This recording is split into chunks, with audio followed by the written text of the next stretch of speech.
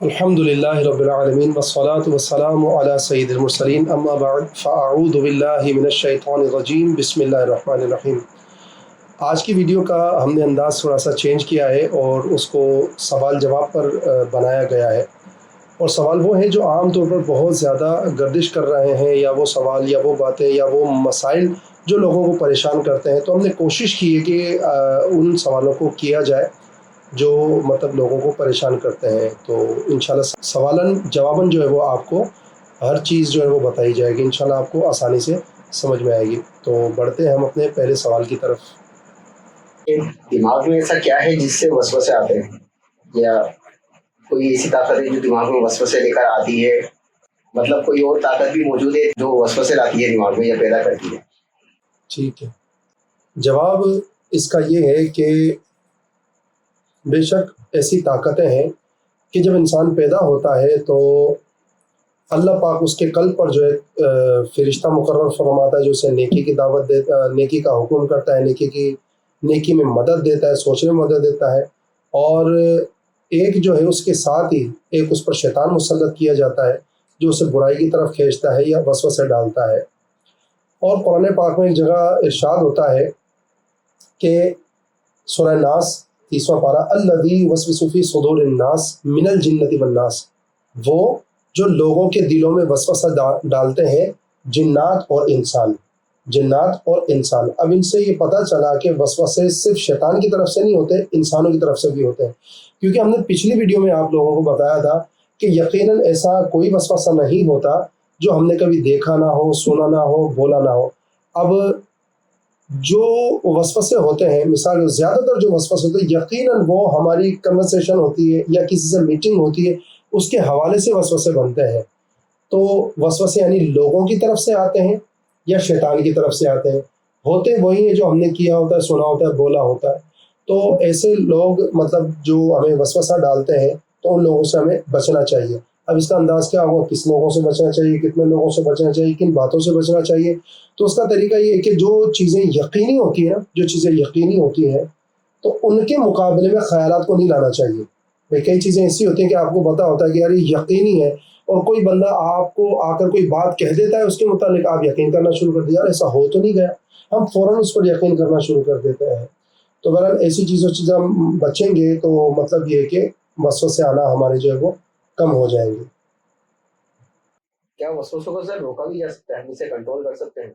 نہیں، وسوسوں کو نہیں روکا جا سکتا۔ تو پھر وسوسوں کا علاج کیسے ہوگا؟ وسوسوں کا علاج یہ ہوتا ہے کہ آپ نے یہ غور کیا ہوگا کہ وسوسے، یا اس کو دوسرا نام دے تو خیالات، یا تو اچھے ہوتے ہیں یا برے ہوتے ہیں، ذہن میں ہمیشہ کچھ نہ کچھ ہوتا ہے ہمارے۔ تو اب اس کا آسان علاج یہی ہے کہ اس کو مینیج کیا جائے، یعنی برے خیالات کی جگہ اچھے خیالات لائے جائیں۔ اور اس کا ایک طریقہ یہ بھی ہے کہ وسوسے میں وہ شخص الجھتا ہے جو وسوسوں کے جواب دینا شروع کرتا ہے۔ آپ وسوسوں کے جواب نہ دیں۔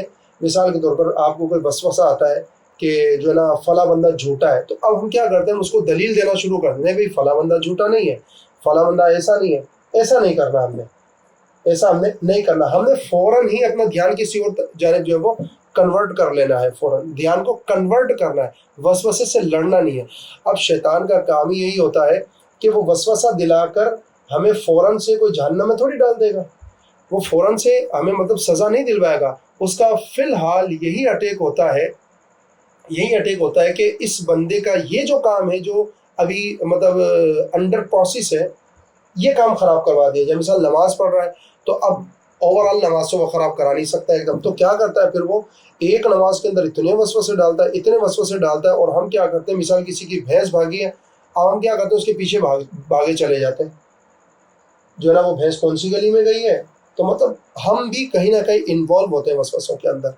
تو وسوسوں کا ہمیں جواب نہیں دینا، بہت پیارا اس کا علاج ہے۔ اور دوسری بات یہ ہے کہ آپ اچھا سوچنا شروع کیجئے۔ ہمیشہ کہا جاتا ہے اچھا سوچنا شروع کیجئے، تو اس کے لیے یہی ہے کہ آپ اپنی زندگی کے اندر ایسی نیتیں کریں، جو ہماری پہلی ویڈیو تھی کہ نیتوں کے متعلق، اگر کسی نے نہیں دیکھی ہے تو وہ ضرور اس ویڈیو کو دیکھیں، تو آپ کو اندازہ ہو جائے گا کہ ہم اپنے آپ کو کس طرح مینیج کر سکتے ہیں۔ تو اس کا انشاءاللہ جو ہے وہ لنک ڈسکرپشن میں جو ہے وہ ڈال دیا جائے گا، تو وہ آپ ویڈیو دیکھیں۔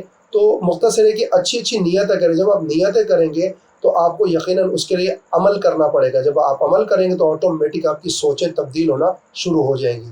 تو وسوسے یقیناً انہی لوگوں کو آتے ہیں جو کہیں نہ کہیں جو ہے نا وہ بس بیٹھے ہوتے ہیں, فارغ ہوتے ہیں, تو ایسے لوگوں کو وسوسے آتے ہیں زیادہ. اچھا سر, تو جب وسوسے ہمارے لیے اتنا نقصان دہ ہیں تو اللہ پاک کی طرف سے اس کی کیا حکمت عملی ہو سکتی ہے؟ دیکھیں وسوسے سارے وسوسے نہیں ہوتے, سارے وسوسے نہیں ہوتے, خیال بھی ہوتے ہیں. انہی کے اندر اچھائی بھی ہوتی ہے, انہی کے اندر برائی بھی ہوتی ہے. میں سمجھتا ہوں کہ وسوسے ایک اگر اینگل سے دیکھا جائے تو یہ ہمارے لیے نعمت بھی ہے. وہ کس طرح کہ اگر خدا نہ خواستہ ایسا ہوتا کہ ہمیں جو ہے نا وہ خیال نہ آتا, بس فوراً عمل ہو جایا کرتا, تو آپ سوچیں کہ دنیا کے اندر کتنا نقصان ہوتا. یہ جو خیال ہوتے ہیں, اب انہی میں اگر اچھے بن جائیں تو یہ خیال ہوتے ہیں, برے بن جائیں یا فالتو جو ہوتے ہیں وہ وسوسے بن جاتے ہیں. تو اللہ نے ایک یہ عمل ایسا رکھ دیا کہ انسان کو سوچنے کا موقع ملتا ہے, اسے نیت کرنے کا موقع ملتا ہے, اسے کنورٹ ہونے کا موقع ملتا ہے. اب ہم کیا ہے کہ ہم وسوسوں کے پیچھے لگ جاتے ہیں ان کا علاج کرنے کے لیے, تو پھر وہ بڑھنا شروع ہو جاتے ہیں. اور شیطان کا کام ہی یہی ہے کہ جب آپ اس کی طرف اس کے وسوسوں پر عمل کریں نا, ہمارا سب سے بڑا نقصان یہ ہے کہ ہم وسوسوں پر عمل کرتے ہیں تو پھر وہ ختم نہیں ہوتے, وہ بڑھتے جاتے ہیں. مثال کے طور پر کبھی آپ کو خیال آتا ہے کہ یار جو ہے نا وہ وضو میں پتہ نہیں پاؤں دھویا تھا نہیں دھویا تھا, چوتھی رکعت میں نہیں بھول گیا تھا, تو اب آپ سوچتے ہیں کہ چلو یار پڑھ لیتے ہیں.